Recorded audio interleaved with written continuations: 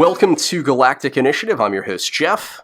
In this video, Matt Walsh's Kidults editorial, a discussion of 2023's most important Star Wars releases, and more. Joining me is Grand Admiral Sean. Greetings, Sean. Hello, my friend. Also with me is a special guest who, after almost 2 years, has returned from the unknown regions. He was last heard on 2021's two-part toy collecting show. Greetings, JR. Thank you, sir. Glad to be back. Glad to have you back. Let's begin. A few weeks ago, I recorded a response to Matt Walsh's editorial about kidults, or adult toy buyers. He described this group as emotionally stunted, intellectually shallow, overgrown adolescents, and immature idiots. As toy collectors, gentlemen, are you a threat to society? How did you feel after watching his segment and my reaction? Well, I'm a threat to society, but not for buying toys.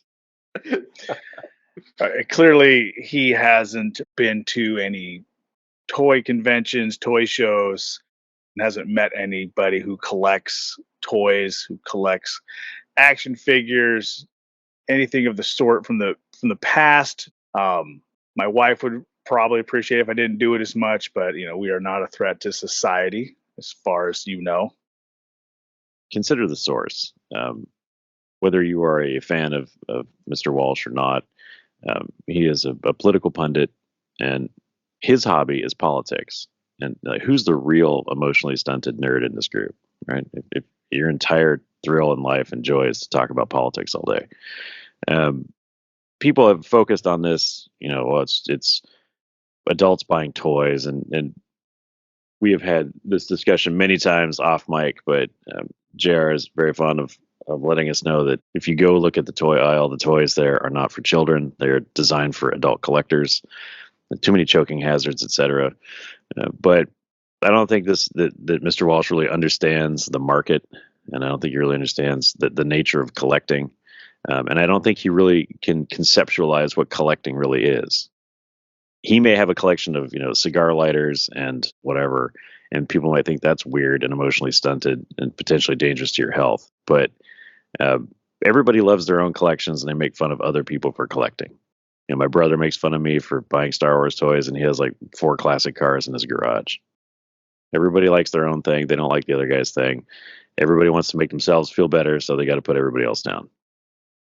Well, before we started, Sean, you made a point. A market doesn't grow to $9 billion annually overnight. For CNBC to publish an article about kidults and Matt Walsh to react as if it's the first time he's been made aware. He's gained awareness of adult toy buyers. This is not new. And JR, you had a date in mind when this all took off. Well, yeah, collecting has been going on a really long time.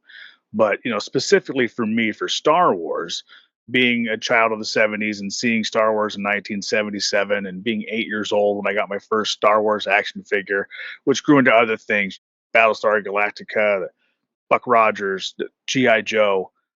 Once I got to high school and to college years, I obviously wasn't buying those anymore. But in 1995, Hasbro re-released a new line of Star Wars action figures. And that's when pretty much everybody who loved Star Wars as a kid, that nostalgia kicked in. And we all went out and started buying Star Wars again. And it just continued to grow from there. These toys, I mean, you could make an argument with the Star Wars toys in the early 90s when they brought back the Power of the Force 2 line, and we had it was the 5 points of articulation figures and simple, geared towards kids kind of stuff. You could say that line was for both the nostalgia folks like us and potentially to try and bring in a new generation of Star Wars enthusiasts, kids to play with toys. As that market grew, and then the prequel movies came out, and we had all the tie-ins. There is a move away from the toys designed for children to the toys designed for the nostalgia set, and I think that what Matt Walsh did was a little bit of a cheap shot, because if you stand back and you look around at all markets of all things, there is a huge push in all markets to capture dollars through nostalgia. The resurgence of the vinyl market, right? So bands re-releasing old albums or releasing new albums on vinyl has really gotten huge over the last couple of years. That is aimed at nostalgia. That's getting people in the feels from something from their youth. Same thing with skateboards. So a lot of the major skateboard companies have started re-releasing the original skate decks from the 80s, and there's a huge collector's market for that. It goes on. Retro sports jerseys. You pick your thing, pick whatever your hobby is. All these markets, and the reason why is it's a very simple thing. There's a bunch of accountants in a room, and they look around and they say, okay, so this thing that was huge for kids when they were 7, all those kids are now 47, and they're in the middle of their careers and they have disposable income, and so we're going to pop something out there on the market that gets them right in the nostalgia wagon, and they're going to throw their money at us, and that's really all it is. And do I wish there was something more like it was fans making stuff for fans? Well, there's a few companies like that, like Super 7 and others. But the toy business is a business. And right now, business is good because they're making stuff for people who have money to spend on toys. Well, hasn't every generation or era had baseball cards to model trains to creepy porcelain dolls and on and on and on? I guess Mr. Walsh feels that toys are not as socially acceptable and a sign of our society in decline. So my father, born in 1926, right? He collected stamps and toy trains as an adult, all the way up to the point when he passed away in his 70s. He was buying trains and stamps. That was his thing, and that's a collectible or a collection or a collector focus from a different era and a different time. But yes, there's always been the collector mentality, and collections represent, or they reflect, the financial wherewithal of the collector. If you live in the Pacific Northwest, and if you've ever had the opportunity to go to the Flying Vintage and Armor Museum in Everett, Washington, that was owned by Paul Allen, he collected operational military vehicles, right? Tanks and planes, specifically from the World War II era, but there were some more recent vintage things up there. That was his collection. He also had the Cinerama, which was a movie theater in Seattle, downtown Seattle. He would display his collection of movie props and costumes and things like that. And he also had the Living Computer Museum, which had working examples of every single computer ever made. So could I afford to collect, I don't know, an Enigma device? No, I could not. But he could. But he collected computers because he was co-founder of Microsoft. So again, does Matt Walsh think that he's a bad person for having multiple museums to show off his collections? Probably not. It's given the veneer of respectability because it's called a museum. But I have a museum in my house and it's made up of Star Wars toys. So does that make me more respectable now? I'm no longer a kidult. I'm a curator. I mean, it's just words. One of the things that Walsh didn't touch on or research was, what are the reasons people are collecting for? Are they collecting for nostalgia? Are they collecting for financial gain? A lot of these collectors, baseball card collectors, Star Wars collectors, they're looking to earn a quick buck to flip things. They buy stuff, they hold on to it, they hope they can flip it later on for a profit. That's a large market of especially toys nowadays. People, they go online, they buy up as many as they can, and they sell it on eBay later for a profit. That's a very capitalistic instinct. Yeah, there is a lot of that, and we all participate in that.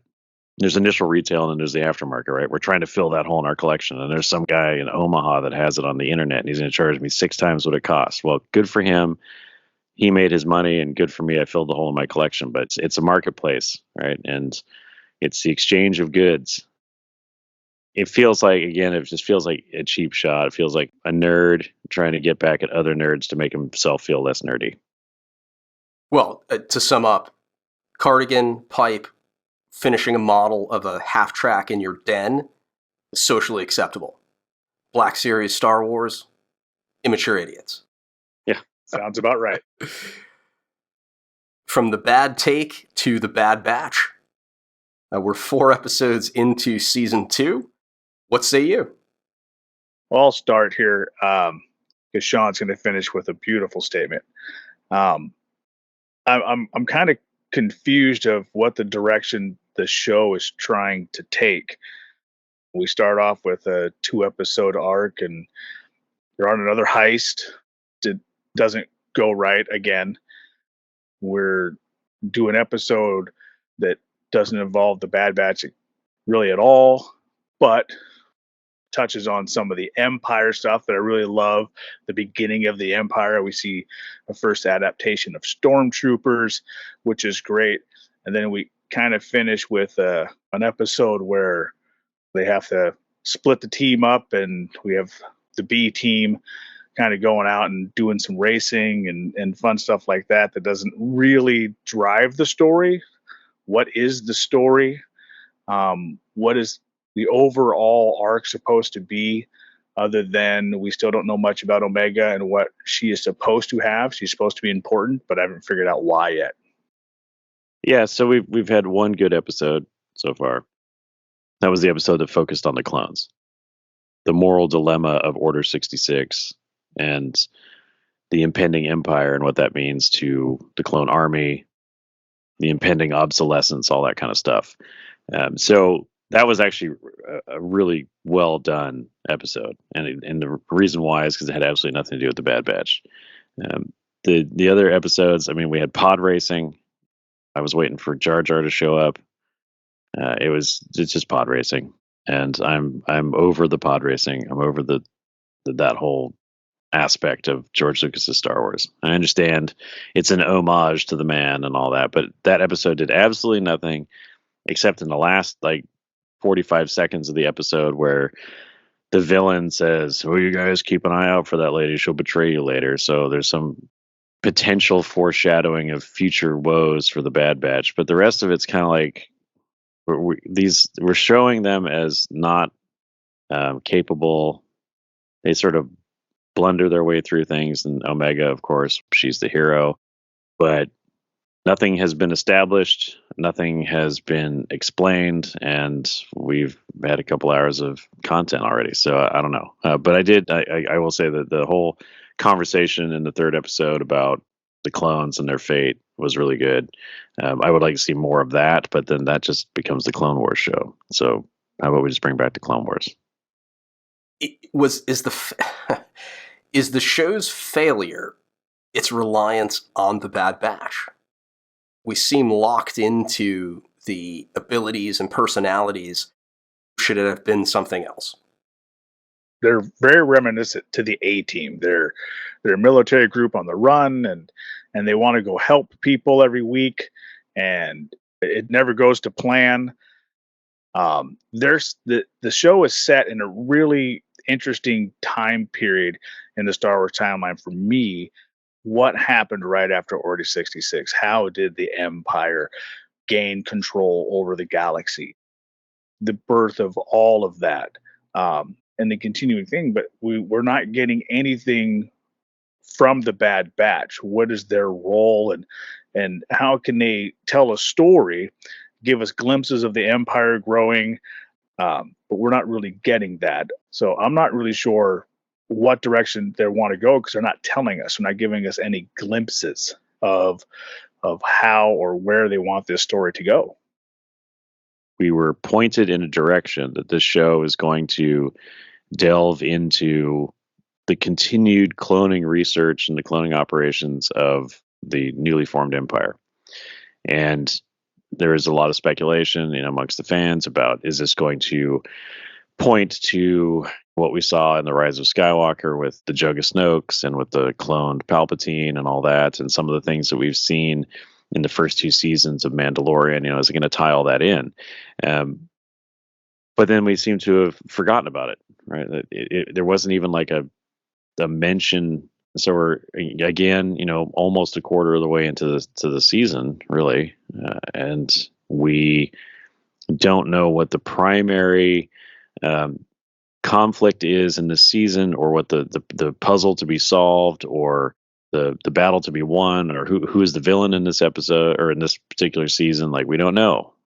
Even in the A Team, right? To carry that analogy forward, and that was a good comparison. Even in the A Team, there was always that colonel who was chasing them in the background. They saved the day, got everything set up. Everybody says, "Gee, thanks," and Hannibal's lighting a cigar, and then they all jump in the van and drive off. And then the colonel and the military unit roll into the parking lot, and they're like, "Where's the A Team?" This show lacks even that. We've got the crew of people going around doing things, and they're working for this lizard lady, and she's a criminal person, and they wind up doing criminal things for her. That creates a very limited scope for the show, because really the show is being driven by whatever her criminal interest is, and they are not going out interacting in the universe in such a way that's meaningful to undermining the Empire or doing good things in the universe. They're just out on these heists. So, like, we better see something change very soon so we can talk about why we should care about the Bad Batch. We have no real conception of what their role is in the greater rebellion against the Empire.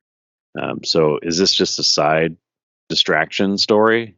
Oh, isn't it cute? They've got a girl who has an electronic bow and arrow. And one of the problems, and this is something else that we've talked about, all three of us have talked about at various times, when you are putting stuff in the Star Wars universe, and when you're slotting things in between films or in between TV shows and films or whatever, you have hindered yourself, because everyone in the audience who steps up to your show or to your movie knows exactly where it's going to end.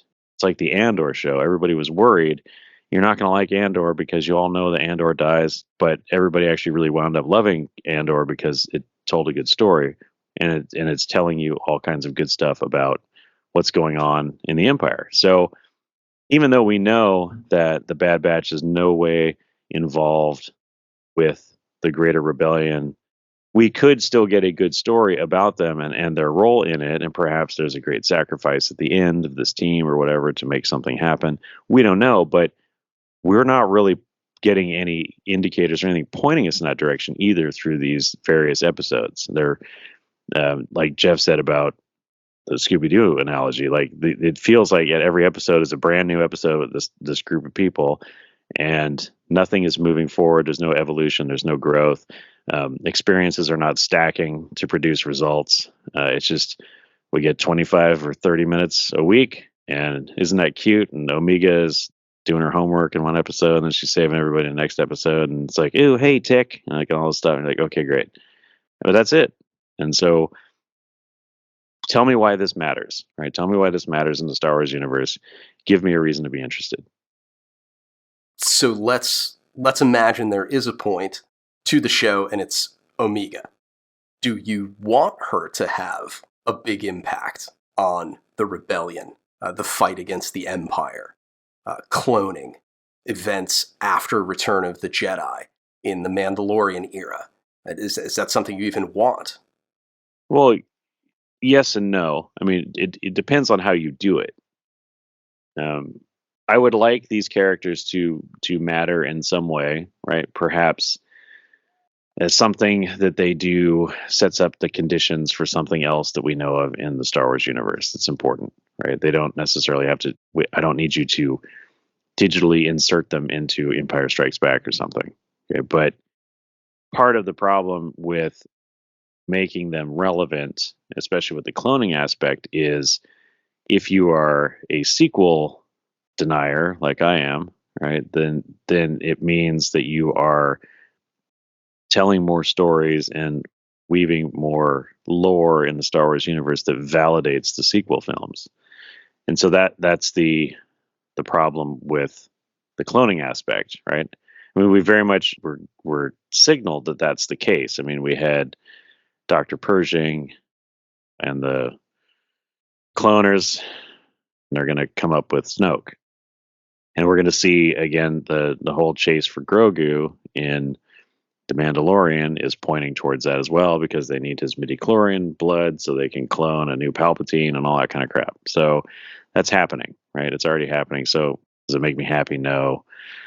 But of course, Omega is the thing because it's 2023 Disney and strong female characters, etc. So we have to have that. So clearly something is going to happen with Omega, but I don't feel like there's anything meaningful going on with her. As you said, she's a prop in a lot of ways. And I don't know. Other than her hair, there's no character growth. So I don't know. Like, it's just, what is her point? Clearly, they keep hinting like, oh, she's a special clone. You're like, okay, yeah, I get it. The Clone Force 99 is made up of a bunch of special clones. I get it. So tell me why she's special. Right? We know that Wrecker's special because he's a big thug and he can break things. Tech is smart with computers, right? And Daphne does the thing and Scooby does the other thing, right? So that's fine. Mr. T is Wrecker, and I don't know who Hannibal is, but it's not Omega. But the point is, they all have their role, and that's fine, but we don't know what her role is because her role is really an afterthought in every episode. What did you say, fool? Got tech talking all that jibba jabba. The crew that produced this show produced Resistance, and I see a lot of similarities. Lots of episodes, not a lot of forward progress. We kept waiting for, okay, this is the time when they're going to give us background on the First Order. They're going to explain how the First Order came to be. Nope. So that show had no point, and the Bad Batch seems to have no point. Well, I'm not really sure why Disney Star Wars thinks that everything has to tie together like Marvel. I would love to see a run of shows that have nothing to do with the Skywalker saga. It's a huge galaxy. There are unknown regions. There are areas of this galaxy we haven't explored yet. I'd love to see shows that have nothing to do with tied into the galaxy. Bad Batch and Omega don't have to have anything to do with going on with The Mandalorian or the aforementioned sequels. These shows could be great. They can talk about all different aspects of the Empire, of the beginning of the rebellion, of pirates, of spice smugglers. There are so many things that we could talk about that have been talked about in the books that have since been decanonized. There's a lot of fun stuff out there, and I don't know why everything has to tie itself together. Yeah, fair point. If the crew went to the unknown regions and began a Star Trek-like mission, that would give the show purpose. I would definitely watch that show in the Star Wars galaxy. Just take us in a direction. Like The Mandalorian Season 1. You have connections, but you're telling a self-contained story in a corner of the Star Wars galaxy. It's great. It's great. And then Season 2 suffers for trying to make too many connections and having too many cameos. But we need to do something. Hey, you could have them all picked up by space whales at the beginning, and then they could go somewhere. Where do those space whales go? I know, right? Those crazy Purrgil. I know, that is the question of our age. That is the burning question in the Star Wars universe that remains unanswered. So yeah, take it somewhere else. Like the Mandalorian Season 1, most of it should be the roadmap for a lot of these new things. Like, look at how much cool stuff can happen where you are Star Wars adjacent, right? And the saga adjacent in the Star Wars universe, right? You can tell great stories about great characters, and you can mention what's going on in the universe around you so people remember that it's Star Wars, or the occasional stormtrooper might show up or whatever. But you could have had, an entire show with no lightsabers and whatever, and people would have been fine with it. It was called Andor. So do a thing, right? We can make it important in like you guys say, in any way, right? It could be expanding the map. It could be introducing new cool characters. It could be exploring topics that haven't been explored before. It doesn't always have to tie back into Luke's moisture farm. So go do that. But if you are going to plant a show firmly in the middle of the canon and the lore, then you have to explain to me why this particular story matters, right? What is it that is being achieved by you telling me this, right? Why are we taking time out of our day to observe this story, right? Is it going to lead to something in the Star Wars universe that's meaningful? Because we plopped it right in here at the beginning, right after Episode 3, right in the beginning years of the Empire. We're setting up for the stuff now that comes after this. Rogue One, Andor, that media, that material, the Solo film, right? Those things. You've dropped it all in there now, so tell me why it matters in that context. And I don't know if, like with Resistance, I don't know if they're afraid to or if they're incapable of doing it.